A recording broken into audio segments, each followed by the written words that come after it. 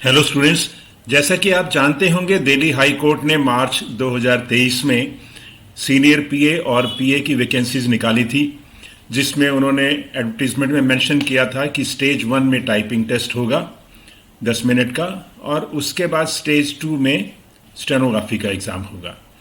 तो एसपीए की पोस्ट के लिए जुलाई में उन्होंने टाइपिंग टेस्ट लिया था, और अब उनकी स्टेज 2 में स्टेनोग्राफी टेस्ट होना है, जिसके लिए एनटीए ने 27 अक्टूबर को एक नोटिस इशू किया है, और उन्होंने आपको डेट बताई है कि 26 नवंबर को आपका नोएडा सेंटर में एग्ज़ाम होगा। उनका नोटिस है, मैं आपको दिखा रहा हूं। जैसा कि आप स्क्रीन पर देख रहे हैं, ये पब्लिक नोटिस है 27 अक्टूबर का, जो इशू किया है नेशनल टेस्टिंग एजेंसी ने regarding conduct of senior PA open examination 2023 for the high court of Delhi. इसमें देखिए, आप लिखा है इन्होंने, name of the post and examination senior PA stage 2 English shorthand, date of examination is 26 November, city of examination is Noida, Gautam Buddh Nagar, Uttar Pradesh. The details of center, time and shift of the examination shall be as per the admit card. Candidates are advised to visit the Delhi High Court website. जिन भी candidates ने SPA के लिए typing test को clear किया है, मुझे उम्मीद है कि वो तैयारी पूरी तरह से कर रहे होंगे, और अभी भी उनके पास समय है, वो तैयारी अपनी करते रहें। और हम अब देखते हैं कि स्टेज 2 जो है उसकी क्या रिक्वायरमेंट्स हैं। तो हम सबसे पहले देखते हैं स्टेज 2 की रिक्वायरमेंट्स क्या हैं। English shorthand test 110 words per minute की स्पीड पर होगा। The passage of 550 words will be dictated in 5 minutes duration.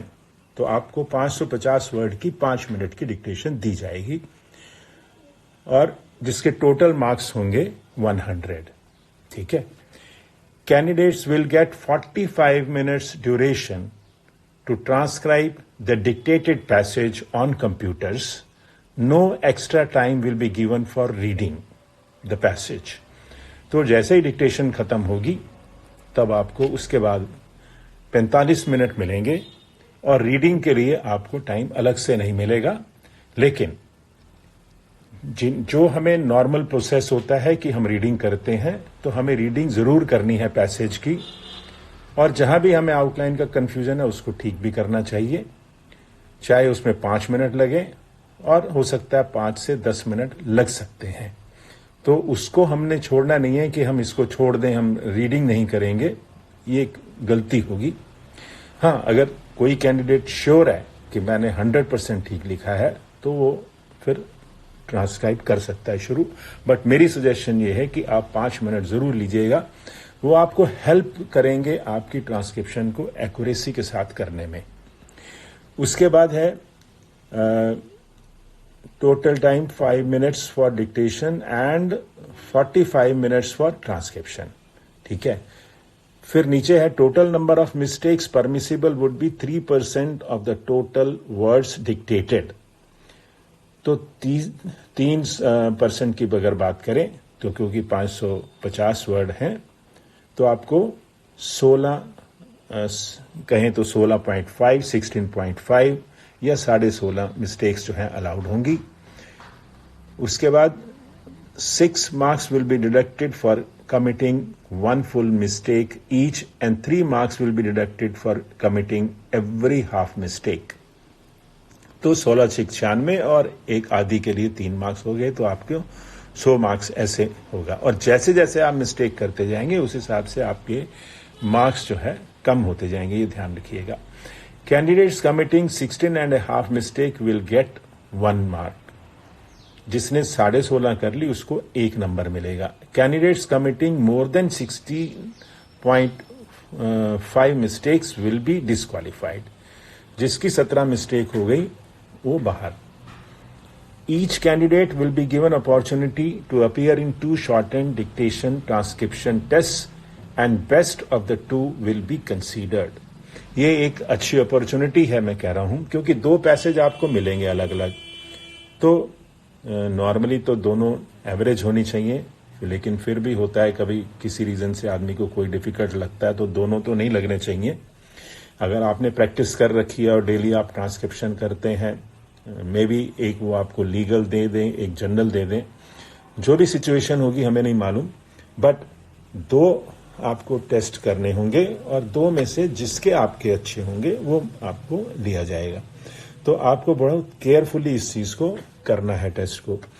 Last में उन्होंने लिखा है, out of the successful qualified candidates of stage 2 English shorthand test, candidates to the extent of 6 times the number of vacancies advertised in each category will be called for the next stage of examination, stage 3, जो main descriptive exam होगा। तो ये provision है जो उन्होंने अपनी advertisement में include किया है। जैसा कि आपने देखा होगा, इस रिक्रूटमेंट में दिल्ली हाई कोर्ट का फोकस है एक्यूरेसी पर, चाहे वो टाइपिंग हो और चाहे वो स्टेनोग्राफी हो। इसलिए सभी कैंडिडेट्स को अकॉर्डिंगली अपने उस काम करना है, मेहनत करनी है डेली, ताकि वो इसको क्लियर कर सकें। टोटल ट्रांसक्रिप्शन के लिए 45 मिनट मिलने हैं, जिसमें रीडिंग टाइम भी इंक्लूडेड है। तो आप चाहें तो 5 मिनट या 5 से 10 मिनट तक टाइम ले सकते हैं रीडिंग का, और बाकी आपके पास 35 मिनट बचेंगे। और नॉर्मली ये देखा गया है कि जो भी एक एवरेज स्टेनोग्राफी कैंडिडेट है वो 20 वर्ड पर मिनट के स्पीड से ट्रांसक्राइब कर सकता है, और थोड़ा जो और एक्सपर्ट हैं हम कह सकते हैं कि वो 22 या 25 वर्ड्स पर मिनट भी कर लेते हैं। बट अगर हम 20 के हिसाब से भी कहें तो भी आपको ज़्यादा टाइम नहीं लगाना, आपके 28 मिनट में ट्रांसक्रिप्शन हो जाती है। 28 और 15 अगर आप लगा भी लें तो 38 5 43 मिनट होते हैं। तो आपके पास टाइम है, और फोकस रखिए एक्यूरेसी के ऊपर, क्योंकि आप अगर अच्छी तरह रीडिंग कर लेंगे तो आपकी टाइपिंग वैसे भी अच्छी है, आप उसको समय पर कर पाएंगे। और मुझे आई एम नॉट श्योर कि आपको एडिट करने का अपॉर्चुनिटी मिलेगी नहीं मिलेगी, मोस्ट प्रोबेबली मिलनी चाहिए, क्योंकि उन्होंने लिखा नहीं है कि एडिट नहीं करने देंगे, तो आप एडिट भी कर सकते हैं। जितना आप एक्यूरेट करके आएंगे उतने आपके चांस, उतनी आप में मिस्टेक्स कम होंगी, उतने आपको मार्क्स ज़्यादा मिलने के चांसेस रहेंगे, उतना आप मेरिट में ऊपर आ सकते हैं। पैसेज के बारे में, मटेरियल के बारे में मैं कहना चाहूँगा कि मोस्ट प्रोबेबली पास्ट में जो मेरी इन्फॉर्मेशन है उस हिसाब से लीगल पैसेज आए हैं। आप अपनी तरफ से जनरल पैसेजेस भी करिए और लीगल पैसेजेस भी करिए। अगर मैं डेली एक्शन की बात करूं तो आपको ट्रांसक्रिप्शन मिनिमम एक करनी है। हालांकि 500 वर्ड की ट्रांसक्रिप्शन है, आप चाहें तो 2 भी कर सकते हैं, बट चाहे 1 करें या 2 करें, उसको करने के बाद आपकी किस तरह की मिस्टेक्स आ रही हैं, उनको कैसे हैंडल करना, उस पर कितनी प्रैक्टिस करनी है, वो सबसे ज़्यादा इम्पॉर्टेंट है। क्वांटिटी मैटर नहीं करती, क्वालिटी मैटर करेगी। चाहे आप लीगल पैसेज लें चाहे जनरल पैसेज लें, डेली के पैसेज जो करेंगे उसको थॉरली चेक करिए। जो आपकी मिस्टेक्स हैं उस पर काम कीजिए कि मेरी मिस्टेक ऐसी क्यों आ रही हैं, चाहे वो ओमिशंस की हो चाहे वो सब्स्टिट्यूशंस की हो। और उसके बाद डेली एक अपना टाइपिंग भी ज़रूर करिए ट्रांसक्रिप्शन की। ऐसा ना हो कि आप वैसे ही उसको कर लें, टाइप करिए, अपना रिकॉर्ड रखिए कि मेरा क्या इम्प्रूवमेंट हो रहा है, कितने टाइम में मैं ट्रांसक्रिप्शन को कंप्लीट कर रहा हूं या कर रही हूं, ये आपके लिए बहुत ज़रूरी होगा।